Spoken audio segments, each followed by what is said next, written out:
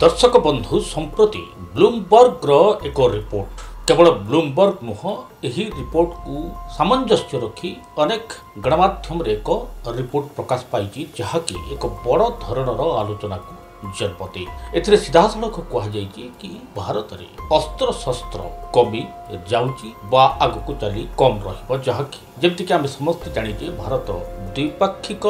युद्ध पर सबुबले निजक प्रस्तुत कर रखुच पाकिस्तान चीन भली पड़ोशी जो भारत पर सबुबले आह्वान रोचती स्थले भारत में खासकर सामरिक क्षेत्र में अस्त्र शस्त्र कम रहा एक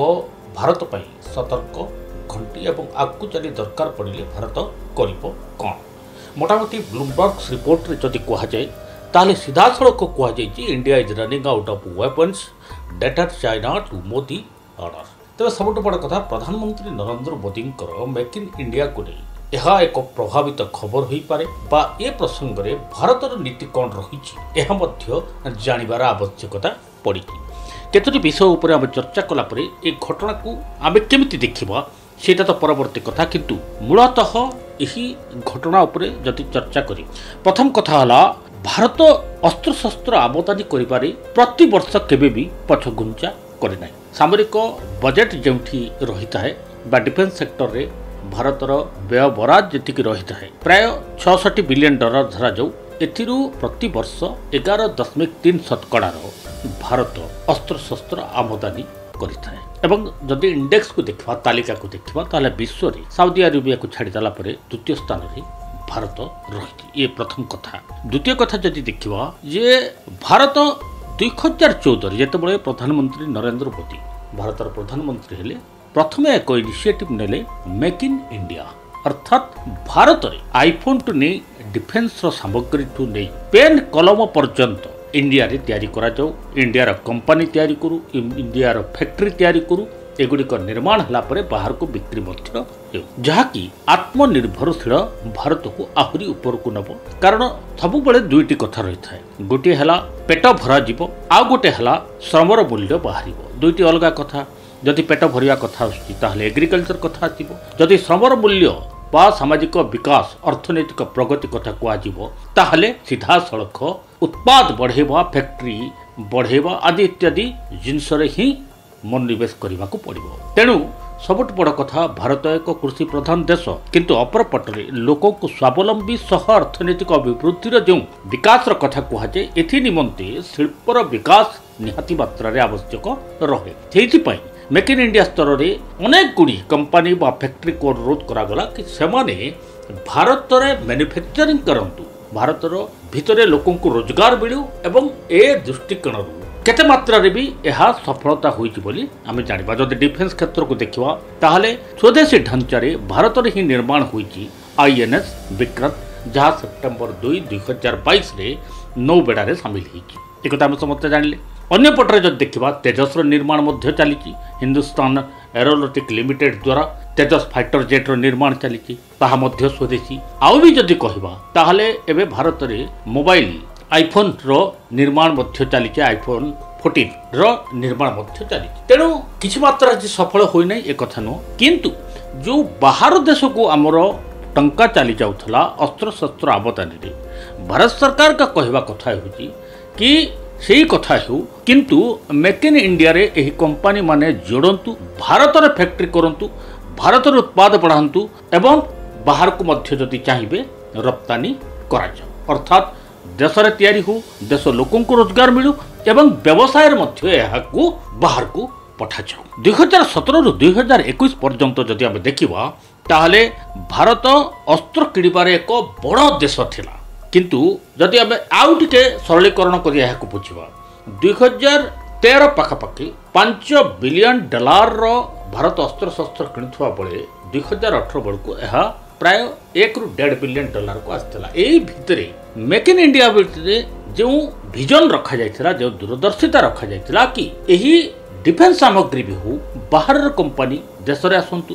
निवेश करंतु एठारे उत्पाद तैयारी हो से सामग्री तैयारी हुई एठारे लोकों को रोजगार मिली बाहर को जाओ ये सरकार चिंता कले कि आम जो व्यवहार करुचे प्रति वर्ष अधिक अधिका यहाँ भारत भीतर को अणा जाई एथिरे निर्माण करा जाऊ ताहले घटना एका हम किंतु एठाकर लोकंकर रोजगार बढ़ी पारिबो। आउ एक घटना को जदि हम चिंता करिबा कि रशिया रु मध्य Bharat missile anti defence system S-400 को किणी एहा सहित न्यूक्लियर सबमराइन मध्य रशिया ठारू भारत किणी एपरिक इजराइल मध्य प्रतिवर्ष $1 बिलियन व्यापार एपर्यंत जारी रखी। एमती नुह कि भारत सरकार पाखे टंका नहीं जो अस्त्र शस्त्र कम रही। घटना हूँ कि भारत सरकार चाहते कि जो कंपनी बाहर तैयारी करें ताकू आमदानी कर कंपनी भारत में तार मैन्युफैक्चरिंग बढ़ाऊ एठाक लोक को रोजगार मिलू घटना से एका हो बढ़ू एवं बाहर को रप्तानी हो। राफेल मध्य भारत सरकार निकट अतीत किणी फ्रांस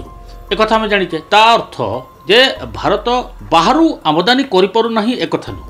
भारत बाहर आमदानी भी करुच्ची एवं किंतु भारतर आवश्यकता रही भारत में ही एगुड़िक निर्माण करा जाऊ। ब्लूमबर्ग आउ एक रिपोर्टर कही कि 2026 सुधा भारत में हेलिकप्टर संख्या कम रही 2030 सुधा फाइटर जेट्र कम रही एक चिंताजनक विषय किंतु एथिरे दुईटी कथा रही भारत सरकार को प्रभावित कला भली खबर रही नचेत जदि आम भीतर को पशिबा ताहले जदि तेजस को धरिबा ताहले हिंदुस्तान बा हाल द्वारा निर्मित तेजस प्रतिवर्ष से 8टी तेजस निर्माण कर पारिबार क्षमता रखते किंतु 2022 पर एक निष्पत्ति अनुଯାयी एमाने एहाकू डबल मात्रा बा 16टी निर्माण करिबार क्षमता को संपन्न कर किंतु आसंता काली तेजस गतिमति देखी अर्जेंटीना हला ब्राजिल हला बा अन्य कौन देश हठात कही बसे कि आमको 10टी तेजस दरकार कि 12टी कि 15टी तेजस दरकार ताहले सेमार को जोगेबा पई जो संबल जो तीव्रतार सह काम करबा एवं मैन्युफैक्चरिंग यूनिट रे जो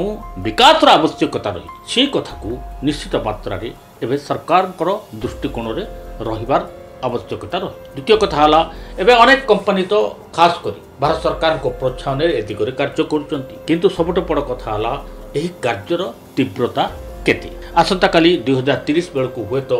चाइना निजको आहुरी प्रतिष्ठित कर अमेरिका आगू भी जाइथिबो सेतबेले जदि चाइना भारत को आक्रमण करे आमे करबा कोन एभली अनेक विश्लेषण एठी जन्म नउछि। द्वितीय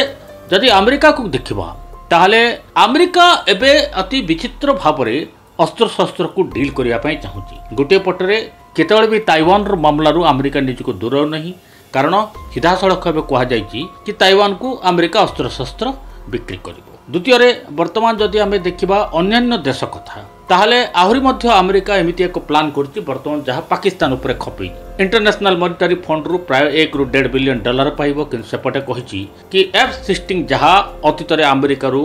पाकिस्तान किनिथिला ताहार अपग्रेडेशन पई $450 बिलियन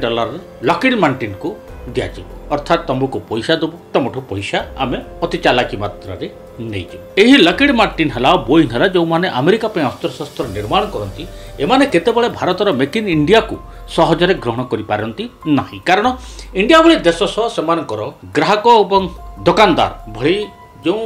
संपर्क रहिता एही संपर्क से माने चाहिथांती जहाँकि वर्तमान केंद्र सरकार सीधा सड़क कहते कि भारत लोक रोजगार करतु एवं भारत रे ही उत्पाद निर्माण हो। तेणु यही जो घटना को लक्ष्य रखी अस्त्र शस्त्र कम रही आग को चली अस्त्र शस्त्र व्यापक मात्रा रे अभाव अनुभूत हम एभली एक संवाद एवं प्रकाश पाई बेले मेक इन इंडिया जो विजन रही विजन कार्यकारितार उपरे मध्य प्रश्न उठू। एमती भी जदि कह जाऊ कि जिते भारत स्वाधीनता है सेतबे अनेक बड़ बड़ लोक मैंने अनेक विजन देखते आज आम देश में जो कंप्यूटर टेक्नोलोजी विकास देखुचे IIT देखुचे मेडिकल सेक्टर में बड़ बड़ चकाचक मेडिकल देखुचे बा अन्यान्य विकास भारत को देखुचे यह तो सेतबेलर एक भावनार परिप्रकाश।